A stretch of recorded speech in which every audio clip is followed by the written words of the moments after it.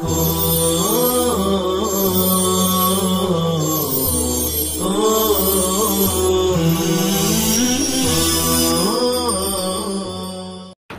اللہ الرحمن الرحیم نحمدہ ونصلی علی رسولہ الکریم اما بعد۔ ترجمۃ الباب ہے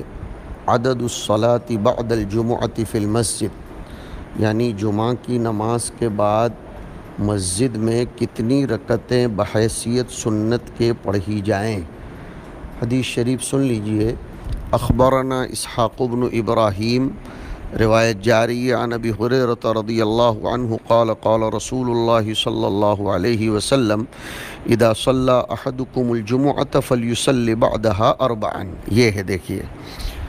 جب تم میں سے کوئی شخص جمعہ کی نماز پڑھے تو اس کے بعد 4 رکعت پڑھے۔ مصنف رحمۃ اللہ علیہ نے حدیث الباب کے اطلاق سے ترجمۃ الباب کو اخذ کیا ہے، اس لیے کہ اس سے صاف ثابت ہوتا ہے کہ جمعہ کی نماز کے بعد مسجد میں رہتے ہوئے سنت پڑھنا جائز ہے۔ اب یہاں اختلافی مسئلہ یہ ہے کہ جمعہ کے بعد تطوع کا، سنتوں کا کیا حکم ہے۔ ایک جماعت جن میں عبداللہ ابن مسعود رضی اللہ عنہ، ابراہیم نخعی، اسحاق ابن راہوئی اور ہمارے اصحاب حنفیہ ہیں، وہ کہتے ہیں کہ جمعہ کے بعد 4 رکعت پڑھے۔ ایک جماعت جس میں امام احمد رحمۃ اللہ علیہ، سفیان ثوری وغیرہ ہیں، وہ کہتے ہیں جمعہ کے بعد پہلے 2 رکعت پڑھے اور اس کے بعد 4 رکعت پڑھے۔ البتہ امام احمد رحمۃ اللہ علیہ فرماتے ہیں چاہے تو پہلے 2 پڑھ کر پھر 4 پڑھے یا 4 پڑھ کر پھر 2 پڑھے۔ تیسری جماعت ابن عمر، نخعی وغیرہ کی ہے، وہ کہتے ہیں کہ جمعہ کے بعد 2 رکعت پڑھی جائے گی، اور اسی قول پر عمل ہے شوافع اور حنابلہ کا۔ حضرت عبداللہ ابن مسعود رضی اللہ تعالیٰ عنہ سے یہ بات مروی ہے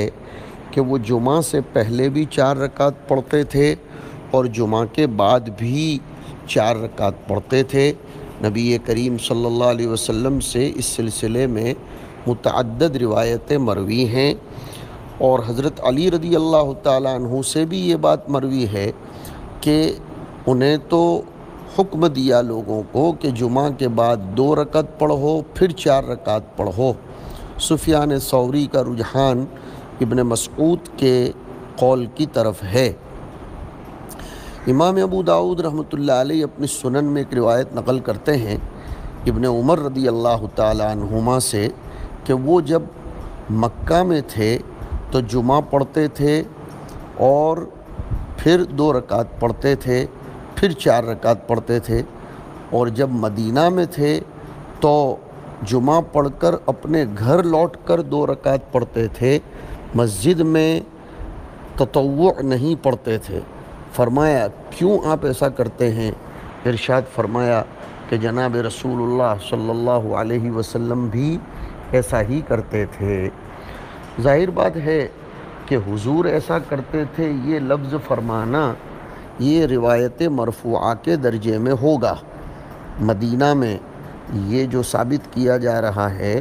کہ ابن عمر مسجد میں جمعہ پڑھ کر پھر گھر جا کر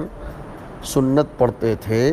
اور پھر اس کی نسبت حضور کی طرف کرنا، یہ روایت کو مرفوع کا درجہ دے گا۔ مکہ میں ایسا نہیں تھا۔ حضور پاک علیہ الصلاۃ والسلام سے تو ویسے بھی صحیح روایتوں سے ثابت نہیں ہے کہ جمعہ میں حضور نے اس طریقے سے کیا ہو، بلکہ خاص طور پر یہ سنیے، حضور سے مکہ میں جمعہ پڑھنا تو صحیح روایتوں سے ثابت ہی نہیں ہے، اور ابن عمر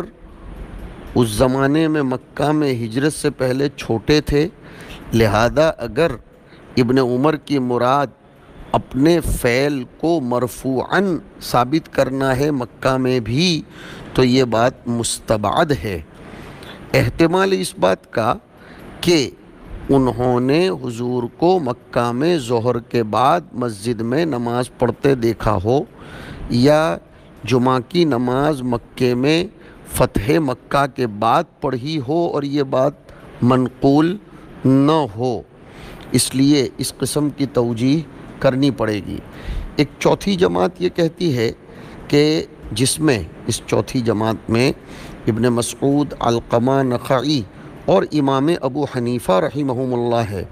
وہ کہتے ہیں 4 رکعت پڑھے اور چاروں رکعت کے درمیان فصل بالسلام نہ کرے۔ ابن العربی نے یہ بات ذکر کی ہے کہ حضور پاک صلی اللہ علیہ وسلم کا 4 رکعت پڑھنے کا حکم دینا اس لیے تھا تاکہ 2 رکعتوں کے ذریعے توہم نہ ہو کہ وہ جمعہ کی 2 رکعتوں کا تکملہ ہے اور اب یہ ظہر بن جائے گی۔ برابر سمجھیے اس کو۔ ابن عربی نے بہت اچھی بات لکھی کہ حضور صلی اللہ علیہ وسلم کا جمعہ کی نماز کے بعد 4 رکعت پڑھنے کا حکم دینا یہ اس لیے تھا تاکہ کسی کو یہ واہمہ اور شبہ نہ ہو کہ 2 رکعت اگر پڑھنے کا حکم دیتے تو یہ شبہ ہوتا کہ یہ ان 2 رکعتوں کا تکملہ ہے جو اس سے پہلے جمعہ کی شکل میں پڑھی گئیں۔ واللہ اعلم بالصواب۔ قبلیت جمعہ میں بھی علماء کا اختلاف ہے، یعنی جمعہ سے پہلے سنتیں کتنی پڑھی جائیں گی۔ ایک جماعت تو جمعہ سے پہلے سنت کی قائل ہی نہیں ہے، بلکہ انہوں نے تو اس کے انکار میں مبالغہ کرتے ہوئے اس کو بدعت قرار دیا ہے، اس لیے کہ حضور پاک صلی اللہ علیہ وسلم کے زمانے میں جمعہ کی اذان آپ کے سامنے ہی ہوتی تھی، درا حالے کہ آپ منبر پر ہوتے تھے، آپ پہلے پڑھتے ہی نہیں تھے۔ صحابہ کا حال بھی یہ تھا، اس لیے کہ امام کا نکلنا نماز کا بند ہو جانا، اور یہ انکار کرنے والوں میں متأخرین شوافع میں سے امام شہاب الدین ابو شامہ بھی ہیں۔ لیکن ایک جماعت جن میں امام نووی شافعی علیہ الرحمہ ہے، وہ فرماتے ہیں کہ نہیں، جمعہ سے پہلے سنت ہے، اور وہ ایسا کہتے ہیں امام نووی کہ بہترین بات یہ ہے کہ اس کو قیاس کیا جائے ظہر پر، جیسے ظہر سے پہلے سنت ہے ویسے جمعہ سے پہلے بھی سنت ہے۔ اور اس سلسلے میں استدلال کیا جا سکتا ہے سنن ابن ماجہ کی روایت سے کہ نبی کریم صلی اللہ علیہ وسلم جمعہ سے پہلے 4 رکعت پڑھتے تھے، اگرچہ اس کی سند ضعیف ہے۔ نیز روایت یہ بھی آئی ہے ابن ماجہ میں اس بات پر کہ جمعہ سے پہلے سنت ہے۔ ابن ماجہ میں ابو ہریرہ کی روایت ہے کہ سلیح کے غطفانی جب تشریف لائے اور حضور خطبہ دے رہے تھے تو حضور نے، ابن ماجہ کے الفاظ یہ ہیں، فرمایا ان سے اصلیت قبل ان تجیء، تم نے آنے سے پہلے نماز پڑھی؟ ظاہر بات ہے سنت کا سوال ہے۔ انہوں نے فرمایا لا، تو حضور نے فرمایا صلی رکعتین وتجوز فیہما، 2 رکعت پڑھو اور اختصار سے پڑھنا۔ علماء جرح و تعدیل نے لکھا ہے کہ اس روایت کے رجال سب کے سب ثقہ ہیں۔ قبل ان تجیء، اس سے صاف واضح دلالت ہے اس بات کی کہ وہ نماز جس کا حکم دیا جا رہا ہے وہ تحیۃ المسجد تو ہوگی نہیں، اس لیے کہ تحیۃ المسجد گھر میں کیسے ہوگی؟ متعین ہو گیا کہ وہ سنت جمعہ کے باب میں ہی سوال کیا جا رہا ہے۔ مسلم شریف میں حضرت ابو ہریرہ کی ایک روایت آئی کہ نبی کریم صلی اللہ علیہ وسلم سے مروی ہے من اغتسل یوم الجمعۃ ثم اتى الجمعۃ فصلى ما قدر له ثم انصت حتى يفرغ الامام من خطبته ثم يصلي معه غفر له ما بينه وبين الجمعۃ الاخرى وفضل 3 ایام۔ اس روایت میں یہ جو آیا کہ صلی ما قدر له ثم انصت، پتہ چلا سماع خطبہ سے پہلے نماز پڑھنے کا بہرحال ثبوت ہے، لہذا اس کو بدعت قرار دینا یہ خود کلام بدعی ہے۔ اس کے بعد کا ترجمۃ الباب ہے صلاۃ الامام بعد الجمعہ۔ مصنف رحمۃ اللہ علیہ کا مقصود اس ترجمۃ الباب سے فرق بیان کرنا ہے صلاۃ الامام اور صلاۃ المأمومین والمقتدین کے درمیان۔ صلاۃ الامام کا گھر میں ہونا اولا ہے، جیسے کہ آنے والے ترجمۃ الباب کی دو روایتیں اس پر دلالت کر رہی ہیں، اور صلاۃ المأمومین مسجد میں ادا کی جائے گی یا گھر میں بھی ادا کی جا سکتی ہے، جیسے کہ اس سے پہلے والی روایت کا اطلاق بتلا رہا تھا۔ روایت دیکھیے، اخبرنا قتیبۃ عن مالک عن نافع عن ابن عمر رضی اللہ عنہما ان رسول اللہ صلی اللہ علیہ وسلم كان لا يصلي بعد الجمعة حتى ينصرف فيصلي ركعتين۔ اللہ کے رسول صلی اللہ علیہ وسلم جمعہ کے بعد نماز نہیں پڑھتے تھے یہاں تک کہ گھر لوٹ آتے تھے، اور گھر لوٹ کر پھر 2 رکعتیں پڑھتے تھے۔ اس روایت کی سند بھی امام نسائی کی رباعیات میں سے ہے، اور یہ ہماری اس کتاب کی 85 نمبر کی رباعی ہے، اس اعتبار سے یہ سند عالی کہی جائے گی۔ اور اس کے بعد کی روایت ہے اسحاق ابن ابراہیم کے حوالے سے عن سالم عن ابیہ قال کان رسول اللہ صلی اللہ علیہ وسلم یصلی بعد الجمعۃ رکعتین فی بیتہ۔ دیکھو آ گیا، تو مصنف جس پر دلالت کرنا چاہتے ہیں واضح ہے، اس لیے کہ اس میں صراحت ہے کہ حضور بعد الجمعہ نماز پڑھتے تھے فی بیتہ، لہذا امام کے لیے مستحب ہے کہ وہ اپنے گھر میں پڑھے۔ ابن بطال رحمۃ اللہ علیہ نے اس کی حکمت پر روشنی ڈالتے ہوئے فرمایا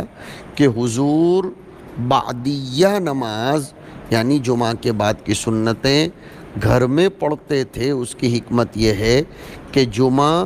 جب ظہر کا بدل ہے اور اس میں 2 رکعتوں پر اکتفا کیا گیا ہے تو تنفل فی المسجد کو ترک کر دیا جائے گا، اس ڈر سے کہ کہیں کوئی یہ نہ سمجھ لے کہ امام ان 2 رکعتوں کا تکملہ کر رہا ہے جو حذف کر دی گئی ہیں۔ ابن حجر رحمۃ اللہ علیہ اس پر ایک بات زبردست لکھتے ہیں فتح الباری میں کہ اگر یہی حکمت ہے تو پھر قبلیہ بھی 2 رکعت نہیں پڑھنی چاہیے مسجد میں، یہ انہوں نے تعاقب کیا ہے۔ حضور اکرم صلی اللہ علیہ وسلم کا گھر میں پڑھنا کسی اور حکمت سے بھی ہو سکتا ہے۔ اس کے بعد کا ترجمۃ الباب ہے باب اطالۃ الرکعتین بعد الجمعہ، جمعہ کے بعد کی 2 رکعتوں میں ذرا تطویل کی جائے، لمبی پڑھی جائے۔ اخبرنا عبدۃ بن عبد اللہ، یہ روایت عن ابن عمر رضی اللہ عنہما انہ کان یصلی بعد الجمعۃ رکعتین یطیل فیہما ویقول کان رسول اللہ صلی اللہ علیہ وسلم یفعلہ۔ جب کبھی کوئی صحابی یہ کہہ دے کہ کان رسول اللہ صلی اللہ علیہ وسلم یفعلہ، یا رأینا رسول اللہ صلی اللہ علیہ وسلم یفعلہ، یا فعیل فی زمن رسول اللہ، یا امرنا، نہینا، تو یہ سب روایات مرفوعہ کے درجے میں آئے گا۔ اس حدیث کی سند کے اعتبار سے شیخ البانی نے اس کو ضعیف ٹھہرایا ہے اور فرمایا شاذ ہے اس میں اطالے کا ذکر کرنا، یعنی روایت بحیثیت روایت صحیح ہو لیکن اطالے کا جو لفظ آیا یطیل فیہما، اس کو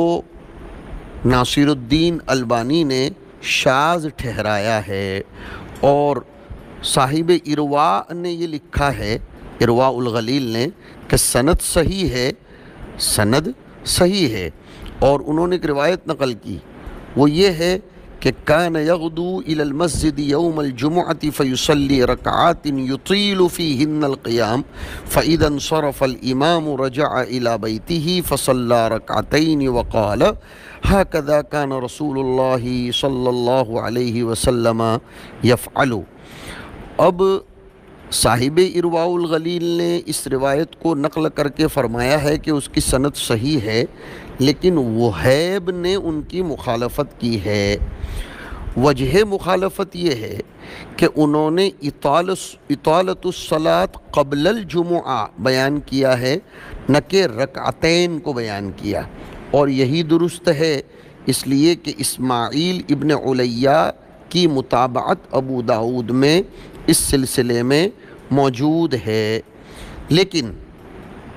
محدثین کہتے ہیں ہماری کتاب کی جو سند ہے جس میں شعبہ راوی آئے ہیں، وہ شعبہ امام حجت ہیں، اگر وہیب یا اور کوئی ان کی مخالفت کرے تو اس سے ان کی روایت پر کوئی اثر نہیں پڑتا، نیز دونوں روایتوں میں ویسے بھی کوئی تعارض نہیں ہونا چاہیے، اس لیے کہ وہیب کی روایت تو یہ کہتی ہے کہ ابن عمر مسجد میں جمعہ سے پہلے اطالت کرتے تھے، اس میں حضور کے فعل کا تو تذکرہ ہی نہیں ہے، اس دلیل سے کہ وہ مسجد میں داخل ہی نہیں ہوتے تھے مگر زوال کے بعد، نیز ان سے یہ بھی منقول نہیں ہے کہ دخول کے وقت وہ نماز پڑھتے ہوں، چہ جائے کہ اطالہ کرتے ہوں، نفس صلاۃ منقول نہیں ہے تو اطالہ فی الصلاۃ منقول کیسے ہوگی؟ شعبہ کی روایت میں تو ابن عمر نے حضور کے فعل کو نقل کیا ہے اور یہ کہا کہ وہ رکعتیں جو جمعہ کے بعد پڑھی جاتی تھیں اس میں اطالہ ہوتا تھا، لہذا اب دونوں روایتوں ہی پر صحت کا حکم لگایا جائے گا، واللہ اعلم بالصواب۔ اس کے بعد کا ترجمۃ الباب ہے ذکر الساعۃ التي يستجاب فيها الدعاء يوم الجمعہ، جمعہ کے دن کی اس گھڑی کا تذکرہ جس میں دعا کی قبولیت کی بشارت سنائی گئی ہے۔ روایت بڑی طویل ہے، میں پڑھتا ہوں، سنیے۔ وبه قال اخبرنا قتيبة قال حدثنا بكر يعني ابن مضر عن ابن الهادي عن محمد بن ابراهيم عن ابي سلمة بن عبد الرحمن عن ابي هريرة رضي الله تعالى عنه وعنهم قال اتيت الطور فوجدت ثم كعبا فمكثت انا وهو يوما احدثه عن رسول الله صلى الله عليه وسلم ويحدثني عن التوراة فقلت له قال رسول الله صلى الله عليه وسلم خير يوم طلعت فيه الشمس يوم الجمعة فيه خلق آدم وفيه أهبط وفيه تيب عليه وفيه قبض وفيه تقوم الساعة ما على الأرض من دابة إلا وهي تصبح يوم الجمعة مصيخة حتى تطلع الشمس شفقا من الساعة إلا ابن آدم وفيه ساعة لا يصادفها مؤمن وهو في الصلاة يسأل الله فيها شيئا إلا أعطاه إياه فقال كعب ذلك يوم في كل سنة فقلت بل هي في كل جمعة فقرأ كعب التوراة ثم قال صدق رسول الله صلى الله عليه وسلم هو في كل جمعة فخرجت فلقيت بصرة بن أبي بصرة الغفاري فقال من أين جئت؟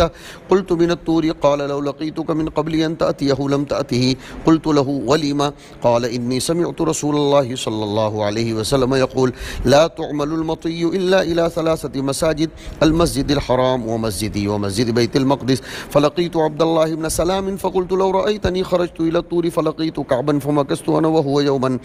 أحدثه عن رسول الله صلى الله عليه وسلم ويحدثوني عن التوراة فقلت له قال رسول الله صلى الله عليه وسلم خير يوم طلعت فيه الشمس يوم الجمعة فيه خلق آدم وفيه أهبط وفيه تيب عليه وفيه قبض وفيه تقوم الساعة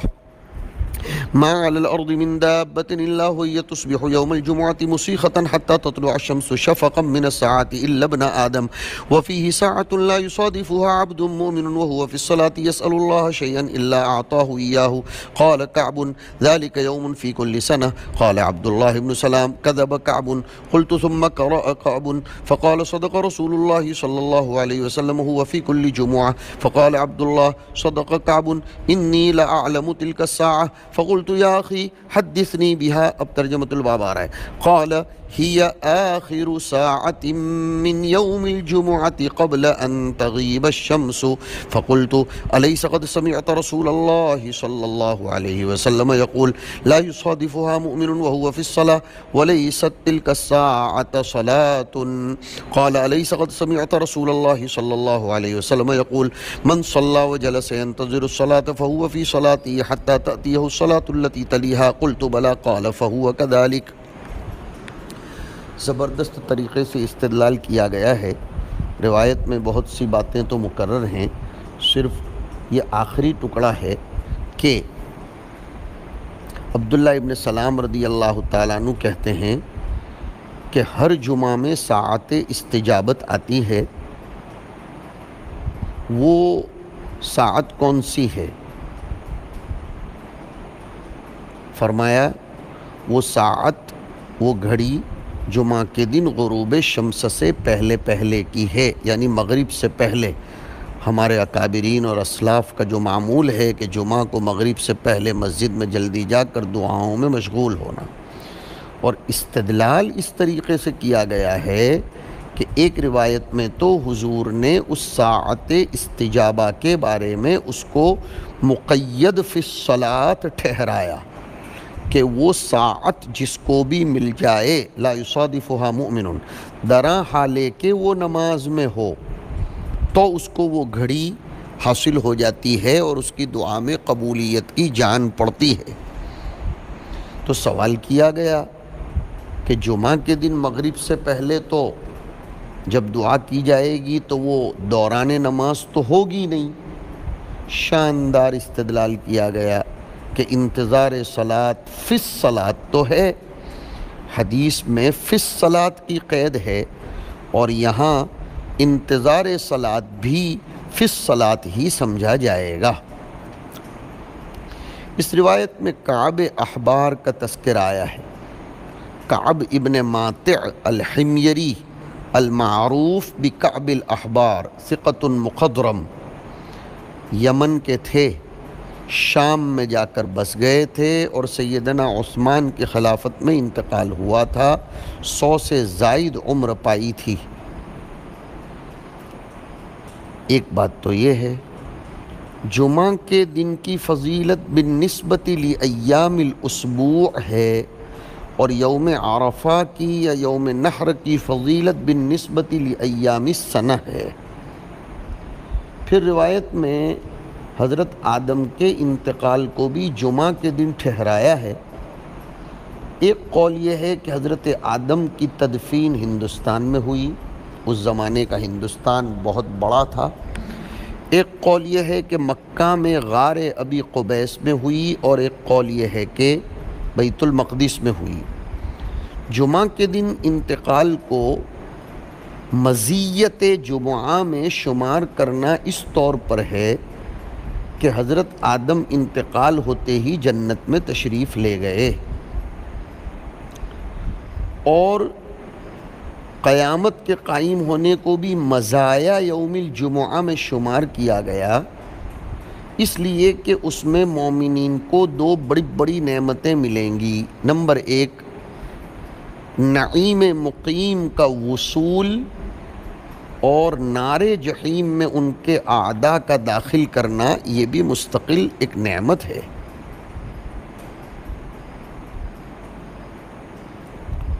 پھر یہ جو فرمایا کہ تمام جانور چیختے ہیں سوائے ابن آدم کے، وجہ اس کی یہ ہے کہ وہ انتظار ہی نہیں کرتے قیامت کا، اور نہ قیامت کے قیام سے جمعہ کے دن ڈرتے ہیں، کثرت غفلت کی بنا پر۔ ایسا نہیں ہے کہ وہ نہیں جانتے ہیں، لیکن غفلت ان پر چھائی ہوئی رہتی ہے۔ فلقیت عبداللہ ابن السلام کا نام آیا ہے۔ عبداللہ ابن السلام ابن الحارث الاسرائیلی، ابو یوسف، بنی عوف ابن خزرج کے حلیف تھے۔ حضور جب مدینہ تشریف لائے اس وقت اسلام لائے تھے۔ ان کا نام حسین صاد سے تھا۔ حضور نے ان کا نام عبداللہ رکھا تھا اور ان کو جنت کی بشارت دی تھی۔ حضرت عمر کے ساتھ فتح بیت المقدس میں، جابیہ میں شریک ہوئے تھے، اور مدینہ منورہ میں سن 43 میں ان کا انتقال ہوا۔ جمعہ کے دن کی ساعت اجابت کو چھپانے کی حکمت وہی ہے جو شب قدر کی تعیین کو چھپانے کی ہے، کہ لوگ اس کو پانے کے لیے محنت کریں، اکثر و بیشتر وقت جمعہ کا دعاؤں میں گزارے، جیسے اللہ نے اپنے اسم اعظم کو بھی مخفی رکھا ہے تاکہ تمام اسماء سے اس سے دعا کی جائے۔ یہ اللہ کی حکمت ہے۔ علماء کرام کا ساعت اجابت میں ڈھیر سارا اختلاف ہے۔ یہاں تو آیا کہ قبیل غروب الشمس یوم الجمعہ، لیکن اور بھی بہت سے اقوال ہیں۔ ایک قول یہ ہے کہ جب جمعہ کی اذان ہو رہی ہو اس وقت، ایک قول یہ ہے طلوع الفجر الصادق سے لے کر طلوع الشمس تک، ایک قول عصر سے غروب تک، ایک قول طلوع شمس کے بعد پہلی ساعت، اور ایک قول خود طلوع شمس کے وقت، ایک قول یہ ہے کہ دن کے ساعت ثالثہ میں، اور ایک قول یہ ہے کہ جب جمعہ کی نماز کے لیے مؤذن اذان دے رہا ہو، ایک قول یہ ہے زوال سے لے کر یہاں تک کہ آدمی نماز شروع کرے، ایک قول یہ ہے زوال سے خروج الامام تک، ایک قول یہ ہے زوال سے غروب الشمس تک، ایک قول یہ ہے امام کے منبر پر بیٹھنے سے لے کر نماز کے قائم ہونے تک، ایک قول یہ ہے امام کے نکلتے وقت، ایک قول یہ ہے صلاۃ العصر سے غروب الشمس تک، اور ایک قول یہ ہے عصر کے بعد کی آخری گھڑی یہ قبولیت کا وقت ہے۔ اس کے بعد ترجمۃ الباب ہی کی روایت ہے، اخبرنی محمد بن یحیی بن عبداللہ کے حوالے سے عن ابی ہریرہ رضی اللہ عنہ عن رسول اللہ صلی اللہ علیہ وسلم قال ان فی الجمعۃ ساعۃ لا یوافقها عبد مسلم یسأل اللہ فیہا شیئا الا اعطاہ ایاہ۔ اس کے بعد کی روایت ہے عمرو ابن زرارہ کے حوالے سے عن ابی ہریرہ قال قال ابو القاسم صلی اللہ علیہ وسلم ان فی الجمعۃ ساعۃ لا یوافقها عبد مسلم قائم یصلی یسأل اللہ عز وجل شیئا الا اعطاہ ایاہ قلنا یقللها یزہدها۔ اس کے بعد قال ابو عبد الرحمن لا نعلم احدا حدث بهذا الحديث غير رباح عن معمر عن الزهري الا ايوب بن سويد فانه حدث به عن يونس عن الزهري عن سعيد وابي سلمة وايوب بن سويد متروك الحديث۔ ایوب بن سوید رملی ابو مسعود الحميري، یہ ابو داؤد، ترمذی اور ابن ماجہ کے رجال میں سے ہے، اور مصنف رحمۃ اللہ علیہ نے یہ جو فرمایا کہ یہ ایوب ابن سوید رملی متروک الحدیث ہے، یہ امام احمد نے بھی فرمایا ہے۔ امام احمد ان کو ضعیف کہتے ہیں۔ ابن معین نے فرمایا لیس بشیء یسرق الاحادیث۔ ترمذی نے فرمایا کہ ان ابن المبارک ترک حدیثہ، اور امام بخاری نے فرمایا یتکلمون فیہ، لہذا امام نسائی کی تائید اور لوگوں کے قول سے بھی ہوتی ہے۔ وصلی اللہ علی النبی الکریم۔